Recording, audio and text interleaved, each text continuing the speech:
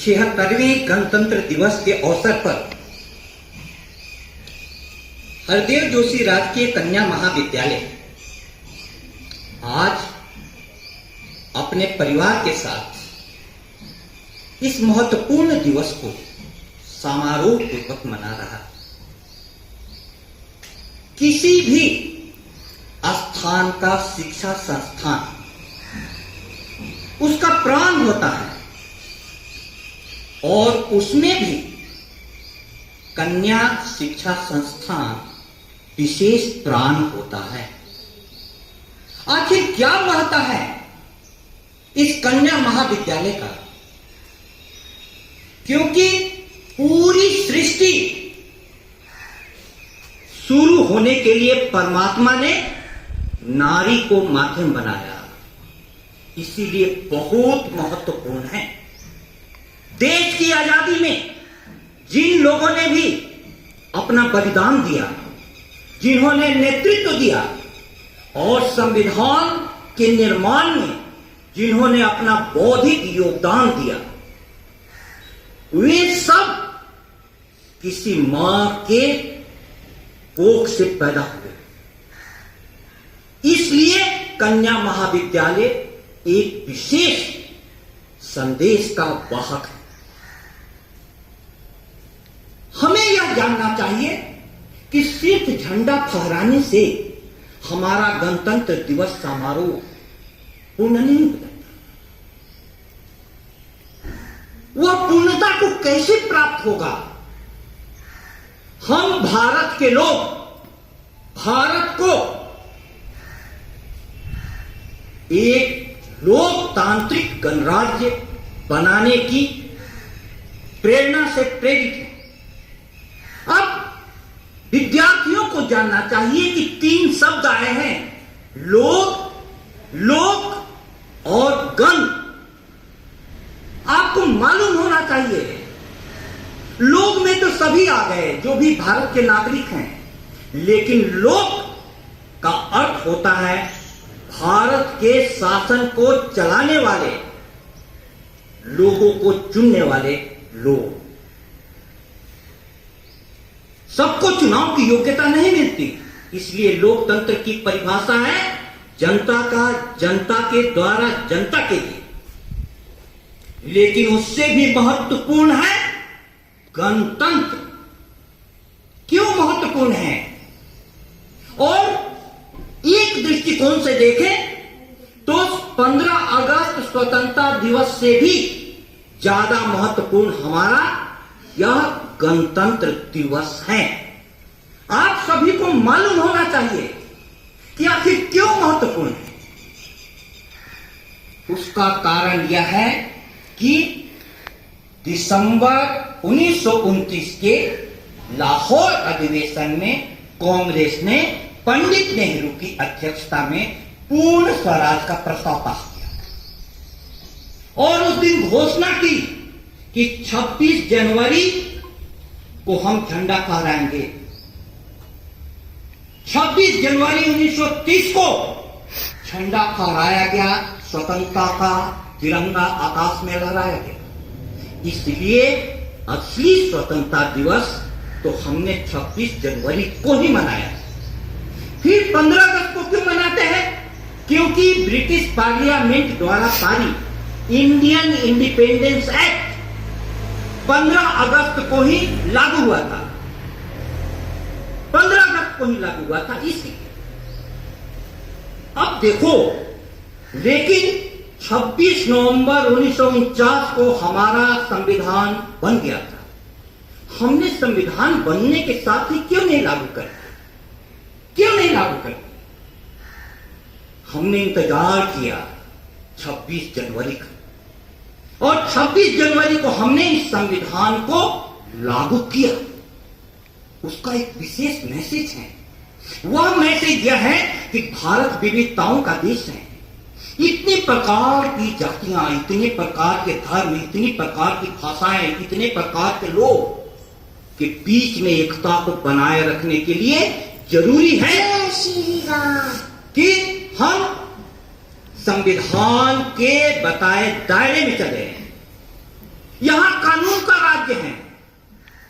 ये हमारी शक्ति है कि हमारे संविधान निर्माताओं ने विश्व का सबसे बड़ा लिखित संविधान और सबसे अच्छा संविधान दिया। लेकिन प्यारे विद्यार्थियों, यहां से जो काव्य गीत प्रस्तुत किए गए उसमें हमारे मनुष्य की महिमा गाई गई।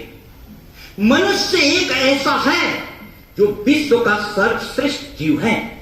महाभारत कहती है, नहीं मानुषा श्रेष्ठतरम ही किंचित, मनुष्य से श्रेष्ठ कोई नहीं। क्यों?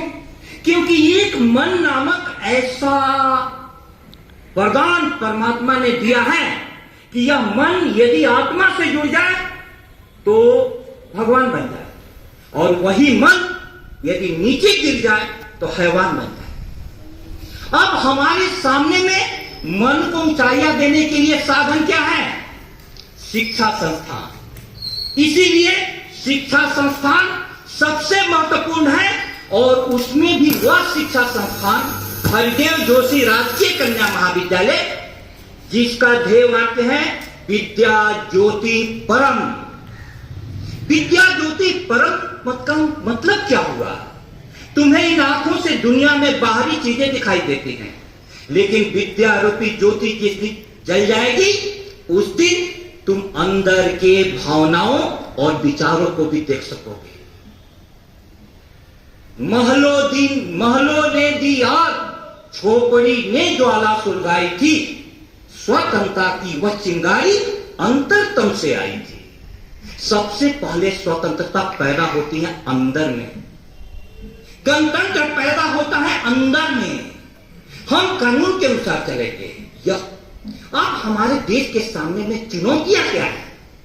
सबसे बड़ी चुनौती जो आजकल के एडिटोरियल पेज पर छाए हुए हैं, सभी चिंतित हैं, सरकारी शिक्षा की दुर्दशा पहला, और दूसरा मुफ्त सौगातों की वर्षा। हम सभी को विचार करना चाहिए, हम अपनी पीढ़ी को कैसा बनाना चाहते हैं। एक समय में मां ऐसे सपूतों को पैदा करती थी जिनको हमने नेताजी सुभाष चंद्र बोस नाम दिया, कि जो संकल्प किए कि आईसीएस की नौकरी नहीं, मुझे मातृभूमि की सेवा करनी है, आईसीएस की नौकरी छोड़ दी। जिन्होंने साहस दिखाया कि महलों से निकल करके खुले सड़क पर जेल की यातनाएं सहने के लिए बाहर निकल आए, जिन्होंने समर्पण किया, अपना जीवन सब कुछ बलिदान कर दिया, उनको हमने नेताजी कहा। अब ऐसे नेताजी को आदर्श मान करके चलें तो आप पूरे स्वतंत्रता आंदोलन की लहर को देखें तो राजनीतिक सुधार के पहले उन लोगों ने सामाजिक सुधार किया है। आज भी जरूरत है हमारी बच्चियां पढ़ें। बिना पढ़ाई के तुम अपने अंदर छुपी हुई शक्तियों को कभी भी नहीं जान पाओगी। इसलिए मैं अपनी वाणी को यह कहते हुए विराम दूं कि कहीं भी सत्यमेव जयते संसद में लिखा हुआ है, सत्य बोलने का यह समाज साहस करे। अपनी एक कविता के साथ मैं अपनी वाणी को विराम दूंगा। कविता ध्यान से सुनना।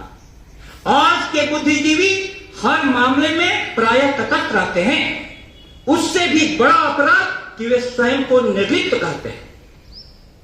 तटस्थता और निर्लिप्तता में बहुत अंतर है। अपनी जिम्मेदारियों से बचने का यह अनूठा जंतर है। मेरी नजरों में तटस्थता नपुंसकता के बहुत करीब है, जहां साहस का अभाव है और आत्मबल बहुत गरीब है। वरना वाल्मीकि भी क्रौंच पद पर आंखें मोड़ सकते थे, उठ रही छोप और करुणा की धारा को तोड़ सकते थे, किंतु बहेलिये के कृत्य ने उन्हें ऐसा झकझोरा, लाम तटस्थता की सीमा महाकाव्य की होती। जब कभी चीरहरण पर महारथी तटस्थ या विवश हो जाएंगे, उसी क्षण महाभारत के शंख व दुंदुभी बज जाएंगे। जब कभी भी हम सत्य को छुपाने लगते हैं और सिर्फ प्रशंसा के गीत गाने लगते हैं, वो पीढ़ियां खतरे में पड़ जाएगी। हमें मुफ्त के सौगातों पर विचार करना चाहिए, क्योंकि भारत 17 लाख करोड़ के कर्ज में, और यदि मुफ्त में दिया जाता है तो पैसा किसका जाता है? करदाताओं का। और करदाताओं का पैसा विकास के काम के लिए होना चाहिए। प्रिय विद्यार्थियों, तुम पढ़ने के लिए सुविधा होनी चाहिए, स्वास्थ्य के लिए सुविधा होनी चाहिए। तो आज गणतंत्र दिवस का अर्थ है कि आप अपने अंदर में यह चिंता लिए हुए जाएं, लेकिन उसके साथ चिंतन करते जाएं कि हमारे संविधान निर्माताओं ने 2 बरस 11 महीने 18 दिन तक दिन रात चिंता और चिंतन किया। उस चिंता और चिंतन को करते जाएं, तब हमारा गणतंत्र दिवस का यह आयोजन सार्थक होगा। मैं सभी को पुनः बधाई और शुभकामनाएं देता हूं और आप सभी के प्रति हार्दिक आभार प्रकट करता हूं।